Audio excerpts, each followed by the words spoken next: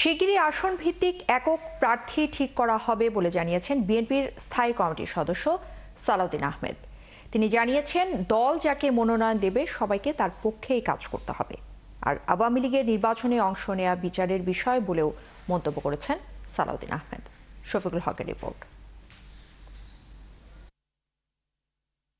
ফেব্রুয়ারির জাতীয় নির্বাচন নিয়ে প্রস্তুতি শুরু করেছে রাজনৈতিক দলগুলো। প্রার্থী কারা হচ্ছেন এ নিয়ে হিসাব মেলাতে ব্যস্ত বিভিন্ন দলের কেন্দ্রীয় থেকে তৃণমূল নেতাকর্মীরা। নিজ বাসভবনে সমসাময়িক বিষয় নিয়ে সাংবাদিকদের সাথে মতবিনিময়ের সময় দলের নির্বাচনী প্রস্তুতি নিয়ে কথা বলেন বিএনপি নেতা সালাউদ্দিন আহমেদ। তিনি জানান, কারা মনোনয়ন পাচ্ছে সেটি নিয়ে কাজ চলছে। আমরা সম্ভাব্য সকল প্রার্থীদের কাছে মেসেজ দিয়েছি, বলে দিয়েছি যে সবাই একই বক্তব্য দেবে, ধানের শীষের পক্ষে। যাকেই ধানের শীষের প্রতীক দেওয়া হবে তার পক্ষে সবাই ঐক্যবদ্ধভাবে কাজ করবে। এখন একাধিক প্রার্থী, তারা তো নিজের প্রার্থিতা হিসাবে গণসংযোগ করবে, কিন্তু এই বক্তব্য দিতে হবে যে দল যাকে মনোনয়ন দিবে তার পক্ষে সবাই কাজ করবে। কেন্দ্রীয়ভাবে নির্বাচন কেন্দ্রিক কোনো কর্মসূচি আপাতত হচ্ছে না জানিয়ে স্থানীয়ভাবে জনসংযোগ বাড়ানো হবে বলেও জানান তিনি। নির্বাচন কেন্দ্রিক কর্মসূচি তো না, জনসংযোগ হতে পারে। এদিকে কার্যক্রম নিষিদ্ধ থাকা আওয়ামী লীগের রাজনীতি নিয়েও কথা বলেন সালাউদ্দিন। জানান, দলটি নির্বাচনে অংশ নেয়া বিচারের বিষয়ে। তারা নির্বাচনে অংশগ্রহণ করতে পারবে কি পারবে না সেটা বিএনপির কোনো বিষয় নয়, সেটা জনগণের বিষয়, সেটা আইন আদালতের বিষয়। আদালতেই আমরা এখনো মনে করি সরকারের খুব দ্রুত আওয়ামী লীগের বিরুদ্ধে রাজনৈতিক দল হিসাবে বিচারের আওতায় নিয়ে আসা আওয়ামী লীগের বিরুদ্ধে মামলা দায়ের করা উচিত আইসিটি কোর্টে। এ সময় তিনি আবারও জানান, নির্বাহী আদেশে কোনো দল নিষিদ্ধের পক্ষে নয় বিএনপি। গণ অভ্যুত্থানের একটি বার্তা হচ্ছে এই গণহত্যাকারীদের বিচার হতেই হবে। শফিকুল হক, ৭১, ঢাকা। আসন্ন নির্বাচনে মিত্রদের সাথে সমঝোতা হলে অন্তত ১০০ আসনে ছাড় দিতে পারে জামায়াতে ইসলামী। শুক্রবার খুলনায় এক অনুষ্ঠানে এই কথা জানিয়েছেন দলটির সেক্রেটারি জেনারেল। তিনি বলেন, যেসব আসনে নিজেদের প্রার্থী দুর্বল শুধু সেখানেই ছাড় দেওয়া হবে। আরও জানাচ্ছেন ফরহাদ ইবনে মালিক। এরই মধ্যে ৩০০ আসনেই প্রাথমিক প্রার্থী ঘোষণা করেছে দলটি। চলছে প্রচারণাও। তবে জোট গড়ার আশায় ১/৩ আসনে ছাড় দেওয়ার কথা ভাবছে ইসলামী ঘরানার বড় এই দলটি। খুলনায় ইসলামী ছাত্র শিবির আয়োজিত সদস্য পুনর্মিলনী অনুষ্ঠানে এমনটি জানান জামায়াত ইসলামীর সেক্রেটারি জেনারেল। নির্বাচনে এমন কিছু আসন আমাদের থাকবে, ৩০০ আসনে সব আসনে আমরা নির্বাচন করতে পারবো না। যদিও আমরা ৩০০ আসনে আমরা চূড়ান্ত করেছি, প্রাথমিক বাছাই হয়ে গেছে, কিন্তু আলটিমেট কথা যাদের সামনে আমরা সমঝোতা করব, যাদের সঙ্গে একটা ঐক্য হবে ইনশাআল্লাহ, সে পরিবেশ এগিয়ে যাচ্ছে। যাদের সঙ্গে যে কয়টা দলের সাথেই হোক, কিছু সিট তোমাদের ছাড়া লাগবে, নাকি বলেন? কিছু সিট আমাদের ছাড়া লাগবে, তা না হলে তার ঐক্য হবে না। তা আমি যেমন একটা আইডিয়া আমাকে দিয়েছেন সম্ভাবনা দেখে, যে এমনও হতে পারে সমঝোতা করতে করতে সে প্রায় ১০০ আসন আমাদের ছেড়ে দিতে হতে পারে। তিনি আরো জানান, যেসব আসনে দলের প্রার্থী অপেক্ষাকৃত দুর্বল সেখানেই ছাড় দেওয়ার পরিকল্পনা আছে। সে আসনগুলো নতুন কখনো আমরা ইলেকশন করিনি, যে তার সম্ভাবনা একেবারেই ক্ষীণ, এরকম ২-৪টা আসনও কিন্তু থাকতে পারে। সেটা আপনারা বুঝে শুনে যদি মনে করেন যে আমি খুলনাতে থাকি, সাংগঠনিক কাজ করি, এখানে আমি রোপণ, তো আমার যে সিট ওটা হতে ছেড়ে দেওয়ার মতো একটা সিট একেবারেই সম্ভাবনা নাই, তাহলে আমি অনুরোধ করবো আপনি ভোটার ট্রান্সফার হয়ে ভোটার তালিকার নাম বদল করে আপনি খুলনাতে থাকেন। পুনর্মিলনীতে ছাত্র শিবিরের কেন্দ্রীয় ও স্থানীয় নেতারাও অংশ নেন। ফরহাদ ইবনে মালিক, ৭১, ঢাকা। শাপলা প্রতীক না পেলে আন্দোলনে নামার হুঁশিয়ারি দিয়েছেন জাতীয় নাগরিক পার্টির আহ্বায়ক নাহিদ ইসলাম। তিনি জানিয়েছেন, একটি মহলের ইন্ধনেই তাদের এই প্রতীক দেওয়া হচ্ছে না। আর একজন বিশেষজ্ঞ বলছেন, এই প্রতীক পেতে আইনগত কোনো বাধা নেই।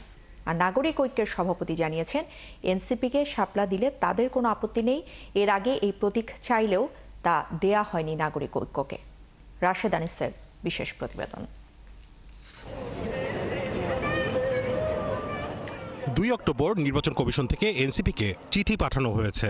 বলা হয়েছে, শাপলা বাদে তালিকায় থাকা ৫০টি প্রতীকের মাঝে যে কোনো একটি বেছে নিতে সময় বেঁধে দেওয়া হয়েছে ৭ অক্টোবর পর্যন্ত।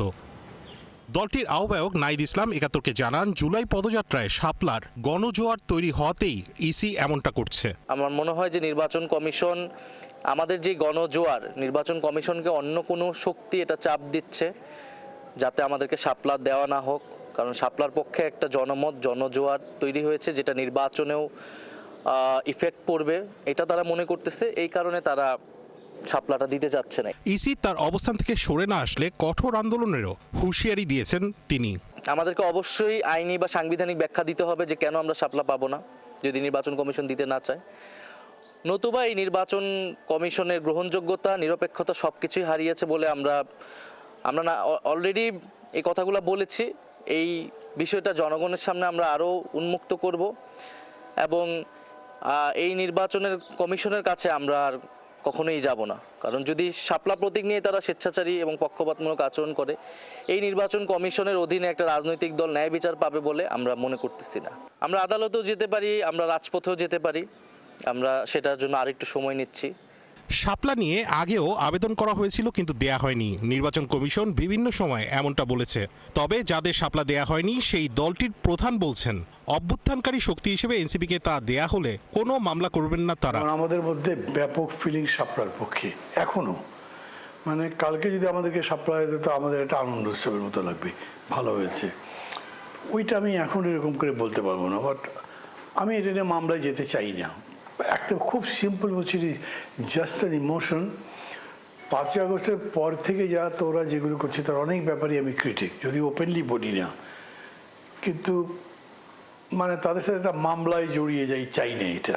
অন্যদিকে একজন নির্বাচন বিশেষজ্ঞর মতে এনসিপিকে শাপলা প্রতীক দিতে আইনগত কোনো বাধা নেই। আমাদের প্রতীক বরাদ্দ বা আমাদের গণপ্রতিনিধিত্ব আদেশ 1972-এ কোথাও বলা নাই যে এই জাতীয় প্রতীকের কোনো কিছু কাউকে কোনো রাজনৈতিক দলকে বরাদ্দ দেওয়া যাবে না, এই জিনিসটা কোথাও নাই। যেহেতু কাঁঠাল আছে, তাহলে কমিশন যদি তাই এই পলিসি নেয় যে আমরা জাতীয় কাউকে দেব না, তাহলে কাঁঠালও তো আগে উইথড্র হওয়া উচিত। তবে প্রতীক হিসেবে শাপলা দিলে গোলাপ ফুলের সাথে ব্যালট পেপারে মিলে যাবার সম্ভাবনা আছে বলেও জানান এই নির্বাচন বিশেষজ্ঞ। ব্যালট পেপারে এরা একই রকম হয়ে গেলে ভোটাররা বিভ্রান্ত হতে পারে। রাশেদ আনিস, 71, ঢাকা। দল হিসেবে আওয়ামী লীগ এবং গণহত্যায় জড়িত নেতাদের বিচার শেষ না হওয়া পর্যন্ত দলটির কার্যক্রম স্থগিতই থাকবে জানিয়েছেন প্রধান উপদেষ্টার প্রেস সেক্রেটারি শফিকুল আলম। শুক্রবার 71কে তিনি জানান এটি প্রধান উপদেষ্টা এবং অন্তর্বর্তী সরকারের সিদ্ধান্ত, ফলে সহসাই বাংলাদেশের রাজনীতিতে ফেরা হচ্ছে না আওয়ামী লীগের। আরও জানাচ্ছেন মোহন ইসলাম। নিউ ইয়র্কে জাতিসংঘের সাধারণ পরিষদের অধিবেশনের এক ফাঁকে অনলাইন গণমাধ্যম জেটিওর মেহেদী হাসানকে সাক্ষাৎকার দেন প্রধান উপদেষ্টা ডক্টর মোহাম্মদ ইউনুস। বক্তব্যে সবচেয়ে বেশি আলোচনা জন্ম দেয় আওয়ামী লীগ ও নির্বাচন প্রসঙ্গে।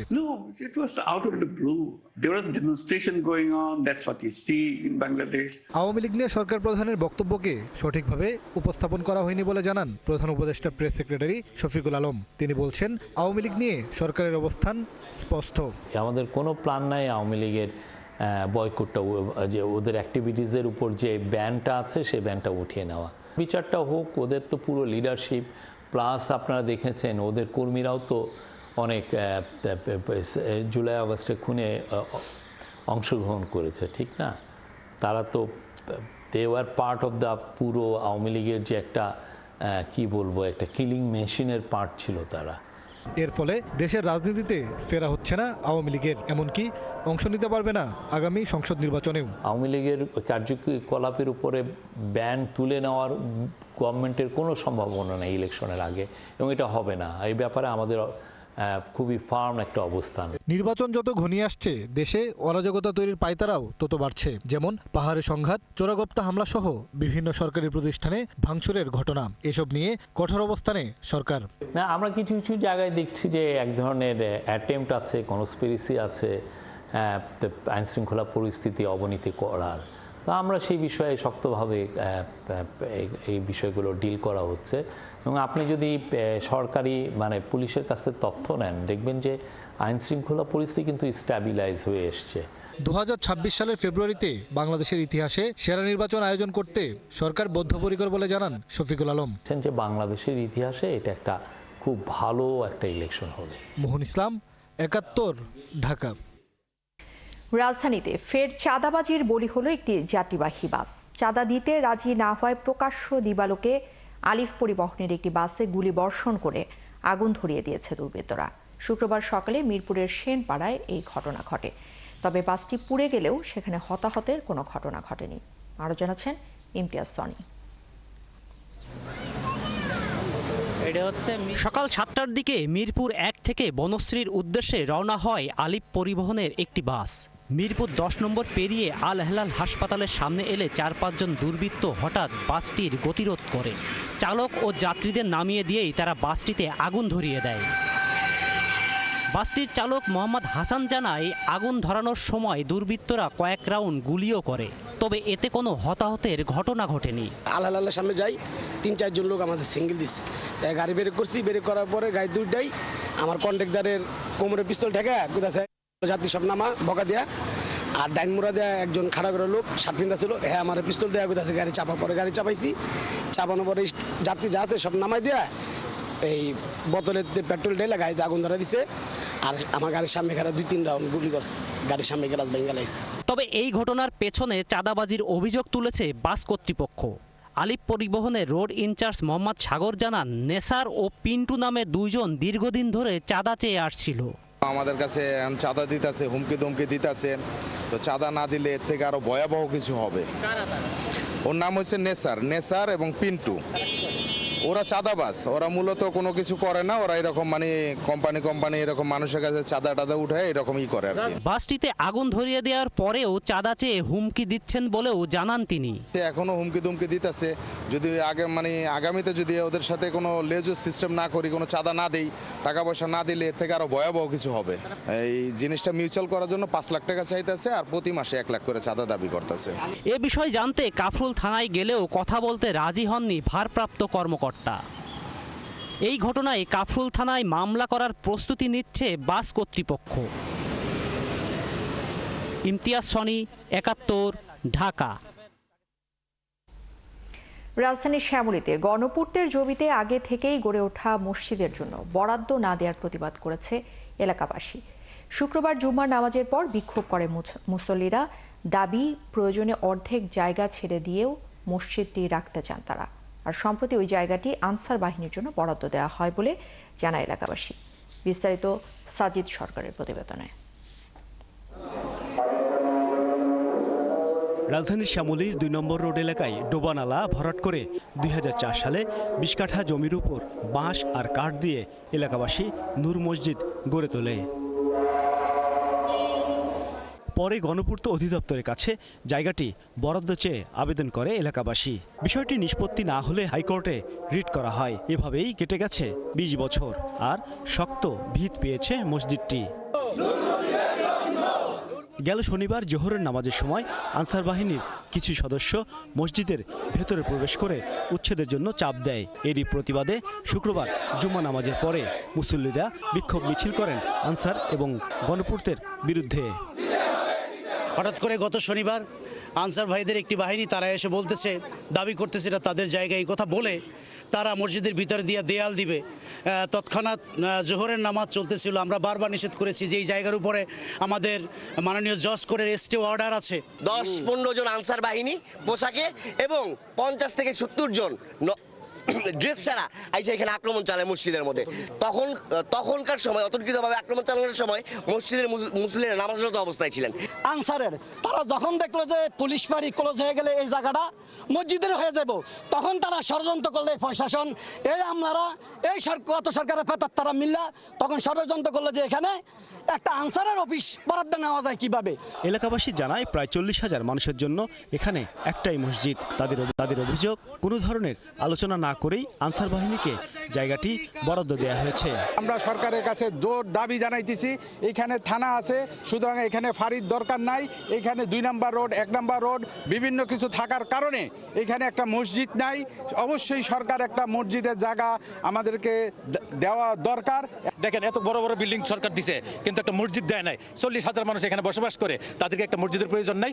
সেটাই হোক আমাদের দাবি, এই জায়গার ভিতরে আমাদেরকে 10 কাঠা জমি এই জায়গার ভিতরে আমাদের জন্য বরাদ্দ দাও।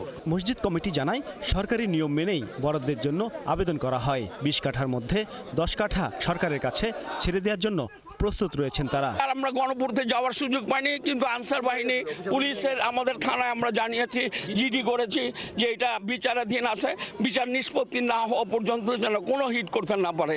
এরপরও কেউ যদি দখল করতে আসে, এক বিন্দু রক্ত দিয়ে হলেও মসজিদের জায়গা ছাড় দেবেন না এলাকাবাসী। সাজিদ সরকার, ৭১, ঢাকা। পথেই থাকা পথই ঠিকানা, যার নাম পথ শিশু, কিন্তু তাদের দেখার কেউ নেই। সরকার কিংবা বেসরকারি সংস্থা, সবার আয়োজনই খুবই কম। রোদে পুড়ে বৃষ্টিতে ভিজে কখনো রেল স্টেশন, আবার কখনো বা খোলা স্থানে বড় হচ্ছে এসব পথ শিশুরা। টিকে থাকতে একসময় বেশিরভাগই আশ্রয় খুঁজে নেয় মাদকে। এক্ষেত্রে বিশেষজ্ঞরা যেটা বলছেন যে পথ শিশুদের পুনর্বাসনে রাষ্ট্রকে আরও অনেক বেশি মনোযোগী হতে হবে। মামুন হোসেনের প্রতিবেদনে বিস্তারিত।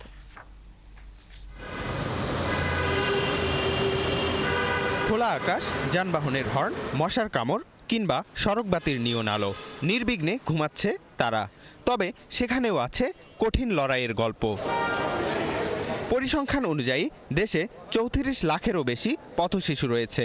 স্টেশনে থাকি, ঘুম যাই, খাবার খাই, অনেক সময় আবার ভালো লাইন আছে ওনা খাই। বাড়িঘর নাই, সারাদিন ঘুরে বেড়াই, রাইতে আমরা এই জায়গা বইতে গল্প করি। আমি আগে নাম লিখতে পারতাম না, এখন নাম লিখতে পারি। আগে ওগুলো পড়তে পারতাম না, আমি পড়তে পারি। এখন এই যে ফ্রেশ ফান ফিল বিস্কুট। কিন্তু জীবন তো চলতে থাকে।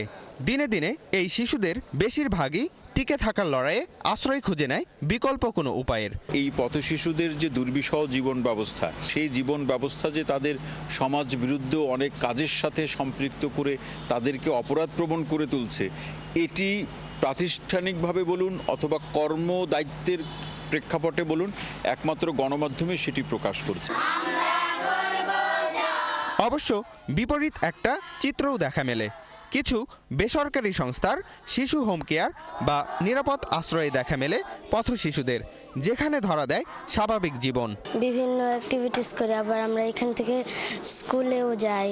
আমার জীবনটা অনেক বদলে গেল। আমি এখানে খাইতে পারি, পড়ালেখা করতে পারি। আমরা সুবিধা পাচ্ছি, পড়াশোনা করতে পারছি, খেলাধুলা করতে পারছি। এখানে কারো কারো চোখে ভবিষ্যৎ স্বপ্নও খেলা করে বেশ ভালোভাবেই। ফটোর মাধ্যমে আর কি পুরো দুনিয়াকে জানাইতে যায় যে তারা কতটা কষ্টে আছে, তাদেরকে কতটা সহযোগিতা করতে পারবো। বড় হয়ে একটা চাকরি থেকে আমার টাকার সাহায্যে আমি অনেকগুলো রেস্টুরেন্ট খুলতে পারি।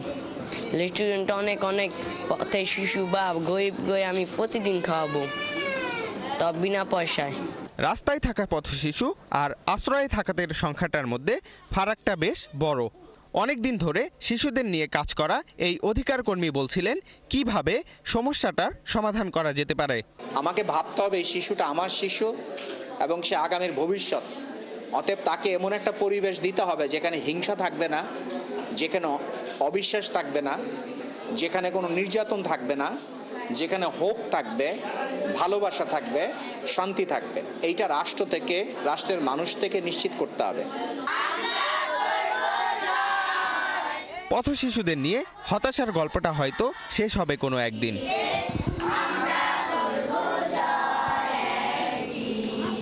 পথ শিশুরা বোঝা নয়, তারা এদেশেরই ভবিষ্যৎ নাগরিক।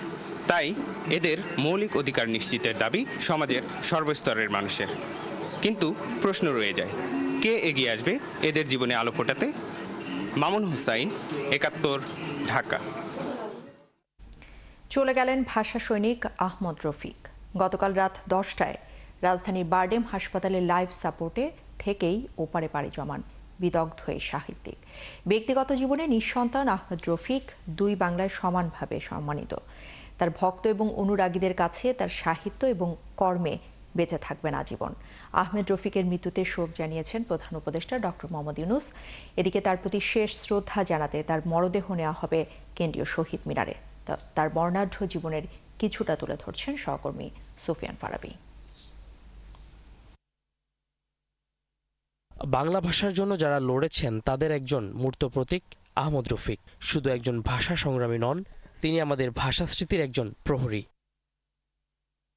1952 সালের ভাষা আন্দোলনে সরাসরি অংশগ্রহণ করেন তিনি। ঢাকা বিশ্ববিদ্যালয়ের ছাত্র থাকাকালীন সময়ে ভাষার অধিকার আদায়ে রাজপথে নামেন।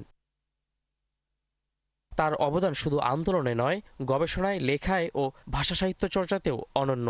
বাংলা ভাষা ও সাহিত্য নিয়ে লিখেছেন অসংখ্য বই। মৃত্যুর আগদিন পর্যন্ত তিনি বলে গেছেন, ভাষা শুধু অনুভব নয়, এটি অস্তিত্বের দাবি। ভাষা আন্দোলনের এই নিরলস যোদ্ধা আমাদের শিখিয়ে দেন, ইতিহাসকে মনে রাখা শুধু দায়িত্ব নয়, সম্মানেরও বিষয়। ভাষা সংগ্রামী গবেষক ও কবি আহমদ রফিক রাজধানীর বারডেম হাসপাতালের নিবিড় পরিচর্যা কেন্দ্রে গতকাল রাত 10টায় ইন্তেকাল করেছেন। এর আগে গত 11 সেপ্টেম্বর ল্যাবেইড হাসপাতাল থেকে ছাড়পত্র পাওয়ার পর তাকে পান্থপথের হেলথ অ্যান্ড হোপ হাসপাতালে ভর্তি করা হয়েছিল। তবে সেখানে প্রয়োজনীয় চিকিৎসা সুবিধা না থাকায় গত রোববার তাকে বারডেম হাসপাতালে স্থানান্তর করা হয়। 1929 সালের 12 সেপ্টেম্বর ব্রাহ্মণবাড়িয়ায় জন্ম নেয় এই বাংলাভাষী 2006 সালে স্ত্রীকে হারান। তিনি নিঃসন্তান। ভাষা আন্দোলনের অন্যতম প্রাবন্ধিক ইতিহাসবিদ এই লেখক শতাধিক গ্রন্থ রচনা ও সম্পাদনা করেছেন। পেয়েছেন 21 পদক ও বাংলা একাডেমি পুরস্কার সহ বহু সম্মাননা। আজ সকাল 11টায় কেন্দ্রীয় শহীদ মিনারে তার শুভাকাঙ্ক্ষীদের জন্য উন্মুক্ত করা হবে আহমদ রফিকের মৃতদেহ। সুফিয়ান ফারাবি, 71, ঢাকা।